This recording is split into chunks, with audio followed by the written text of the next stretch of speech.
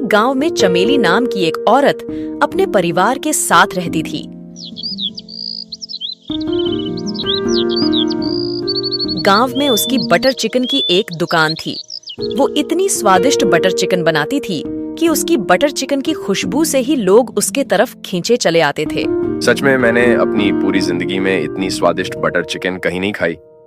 जो स्वाद तुम्हारे हाथों की बनी बटर चिकन में है वो और कहीं नहीं। धन्यवाद भैया, यह तो बस ऊपर वाली की दया है। हर रोज की तरह आज भी चमेली की कमाई बहुत ही अच्छी हुई थी। उसने आज की सारी कमाई घर जाते ही अपने पति को दे दी।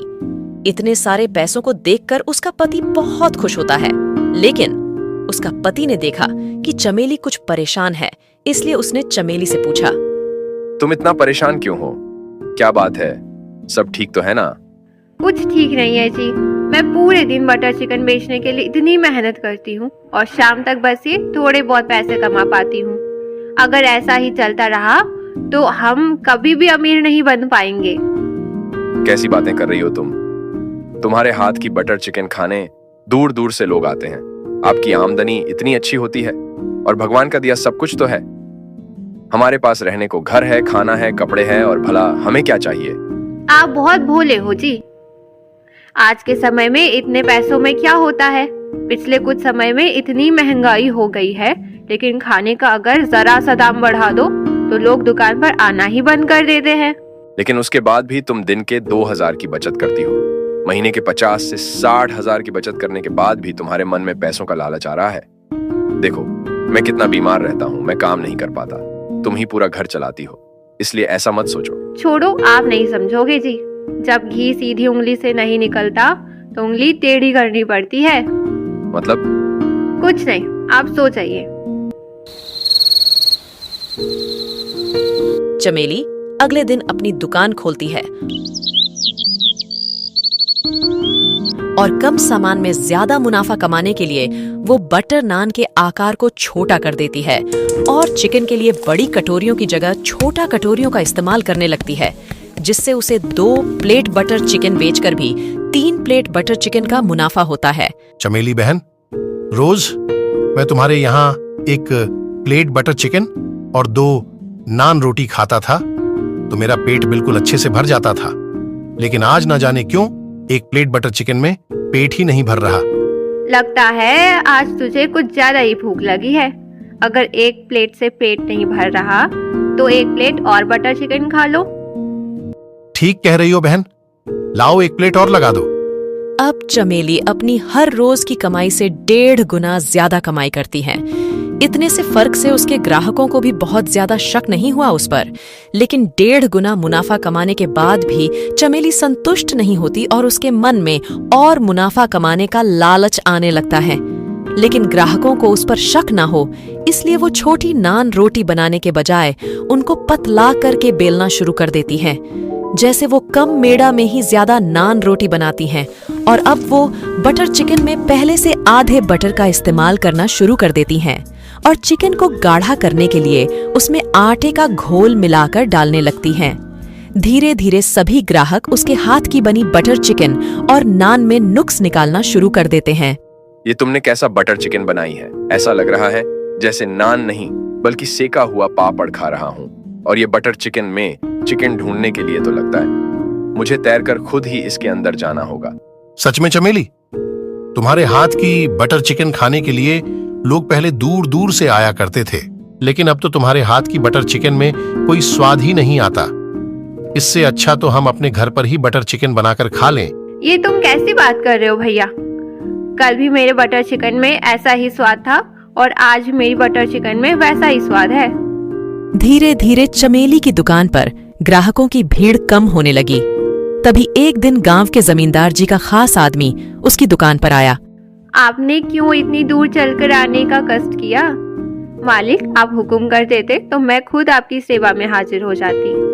चमेली, हमने दूर दूर तक गांव में तेरे हाथ की बटर चिकन के चर्चे सुने हैं। लोग तो कहते हैं कि जो एक बार तेरे हाथ की बटर चिकन खा ले तो अपनी उंगलियां चाट जाता है। जमींदार जी के पोते के मुंडन पर उन्होंने पूरे गांव को न्योता दिया है और वो चाहते हैं कि सभी गांव वालों के लिए खाना तुम ही बनाओ।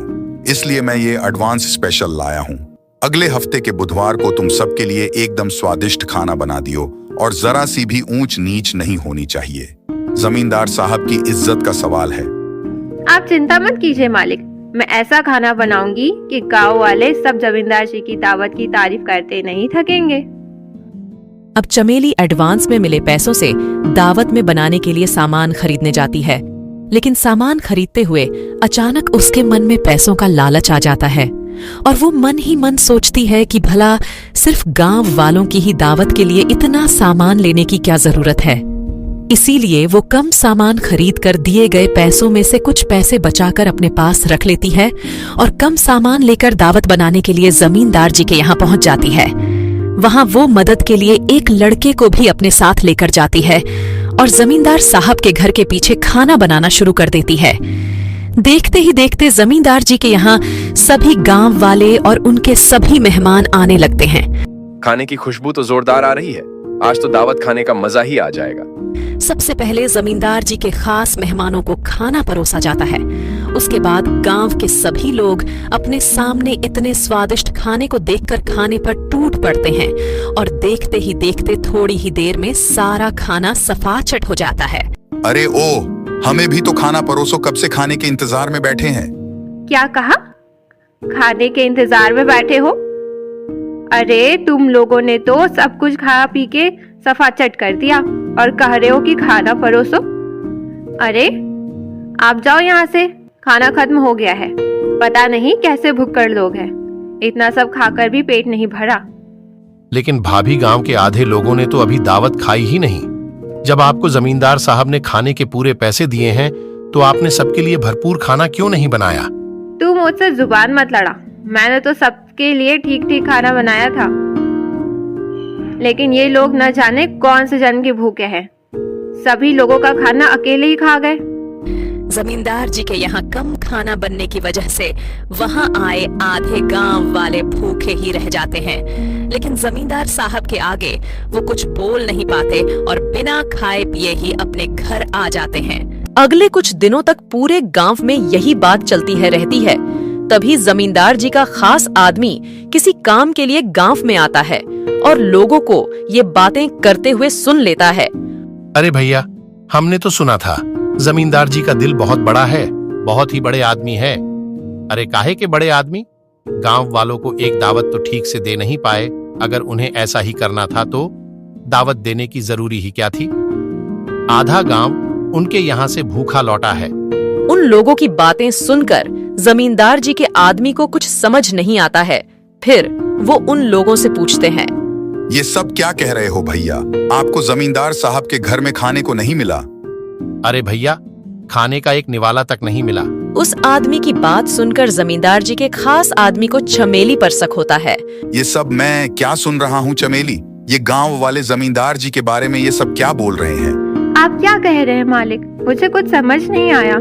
तुम मुझे ये बताओ कि जब मैंने तुम्हें सभी गांव वाले दावत के लिए सामान के पूरे पैसे दिए थे तो दावत में आधे गांव वाले भूखे कैसे रह गए?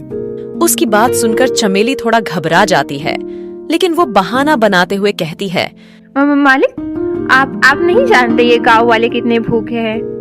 मैंने तो सब लोगों के लिए भरपेट ही खाना बनाया था, लेकिन वो सारे खाने को लोग कब सफाचट कर गए मुझे पता ही नहीं चला। एक एक आदमी ने दावत में 4-4 प्लेट खाया था। तो आप ही बताइए मालिक, इसमें भला मेरी क्या गलती है? ये लोग तो खाने को देखकर ऐसे झापट पड़े जैसे जिंदगी में पहले इन्होंने खाना देखा ही ना हो। चमेली की बात सुनकर उस आदमी को चमेली पर यकीन हो जाता है और वो बिना कुछ कहे उसकी दुकान से चला जाता है। तभी चमेली के दुकान पर काम करने वाला छोटू उसे दावत वाले दिन के काम के पैसे मांगने आता है। भाभी, उस दिन दावत में जो मैंने काम किया था, आप मुझे उसके पैसे दे दीजिए। मुझे आज मेरी माँ की दवाइयाँ लेकर जानी है। आप मुझे मेरे पैसे दे देंगे तो बड़ी मेहरबानी होगी। क्या कहा? दावत में काम करने के पैसे? मेरी बात ध्यान से सुन ले, तेरी तनख्वाह के अलावा एक फूटी कौड़ी भी नहीं मिलने वाली तुझे। एक तो पूरे दिन यहाँ एक काम करता नहीं, ऊपर से दावत के पैसे मांग रहा है। भाभी, मैंने तो रात भर रुककर आपके साथ सारा काम किया था। आपको तो मुझे पैसे देने ही होंगे। तुझे एक बार बोला तो समझ नहीं आया क्या? एक पैसे भी नहीं मिलेंगे तुझे, निकल जा यहाँ से। चमेली के ऐसे बर्ताव से छोटू को बहुत बुरा लगता है और वो क्रोधित होकर जमींदार के खास आदमी के पास जाकर चमेली की सभी करतूतों के बारे में बता देता है। अच्छा तो ये बात है, लगता है चमेली के सर पर पैसे का भूत कुछ ज्यादा ही चढ़ गया है। तुम चिंता मत करो, तुम्हें तुम्हारे हक के पैसे जरूर मिलेंगे और उसे उसके किए का हर्जाना भी भरना पड़ेगा। जमींदार जी का आदमी अब छोटू को लेकर चमेली की दुकान पर जाता है। छोटू और उस आदमी को साथ में देखकर चमेली के तो होश ही उड़ जाते हैं। इससे पहले कि चमेली कुछ बोल पाती, जमींदार साहब का आदमी बोलता है, क्यों बहन चमेली, लगता है कुछ ज्यादा ही पैसे का लालच आ गया है तुम्हारे मन में। ये क्या कह रहे हैं मालिक? लालच? कैसा लालच? ज्यादा भोली बनने की कोशिश मत करो, मुझे छोटू ने सब बता दिया है कैसे तुमने उन दावत के आधे पैसे अपने पास रख ली और इसके काम की मजदूरी भी इसे नहीं दी। तुम जैसी लालची औरत का हिसाब तो सिर्फ पुलिस ही कर सकती है। मैं अभी पुलिस को फोन लगाता हूँ, अब वो ही तुम्हारी अच्छी से खातिरदारी करेंगे। मुझे माफ कर दीजिए मालिक, गलती हो गई, पुलिस को मत बुलाइए। मैं अभी इनकी मजदूरी और आपको आपके पैसे वापस कर रही हूँ, लेकिन प्लीज पुलिस को मत बुलाइए। पैसे तो तुम्हें देने ही पड़ेंगे, लेकिन तुमने जो किया है उसकी सजा तो जरूर मिलेगी। जमींदार साहब से डरकर चमेली छोटू को उसकी मजदूरी और उस आदमी को बचे हुए सारे पैसे दे देती है। तभी वो आदमी चमेली से कहता है, तुम जानती हो तुम्हारी वजह से गांव में जमींदार साहब की कितनी बदनामी हुई। अगर चाहती हो कि मैं पुलिस को न बुलाऊं तो अभी के अभी मेरे साथ पंचायत में चलो और अपने मुंह से अपने इस करतूत के बारे में बताओ, वरना मुझसे बुरा कोई नहीं होगा। पुलिस के डर से चमेली अपनी सारी गलती कबूल कर लेती है कि उसने लालच में आकर ऐसा किया, जिससे पूरे गांव में जमींदार साहब की बदनामी हुई। चमेली सभी से माफी मांगती है, लेकिन उसके इस हरकत के बाद गांव वालों ने उसकी दुकान में जाना बंद कर दिया। फिर चमेली ने दुकान खोलना बंद कर दिया, जिसका उसे बहुत पछतावा है।